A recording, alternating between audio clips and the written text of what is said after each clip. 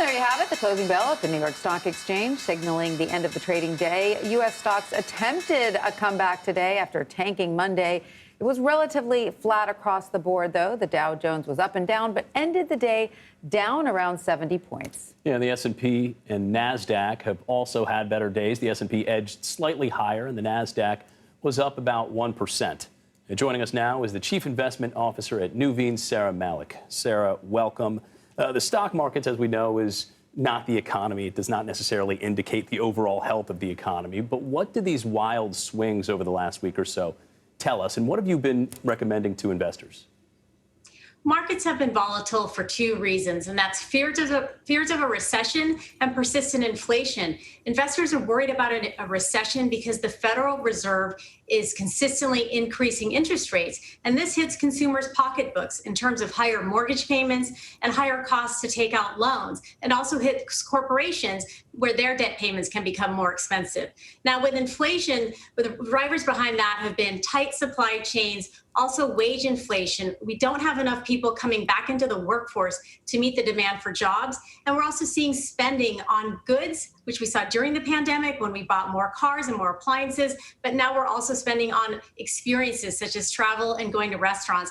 All of those are driving inflation, and that's what's causing the volatility to these markets. Now, Saira, today the president laid out his administration's plan to fight inflation. He did point to certain global headwinds like the war in Ukraine and those supply chain issues coming out of Asia, especially where there's been another wave of COVID shutting things down, saying that those are largely out of the administration's control. Still, of course, many Americans want to see more action to bring down prices. What's your view on the state of inflation and how much control the administration has over it? The president's remarks were more political than economic, but he did focus on two things. One was supply chain, and second were gas prices. We agree that if supply chains can loosen up as China moves away from its zero COVID lockdown policy, that would help alleviate inflation. However, we aren't really seeing a lot of that yet.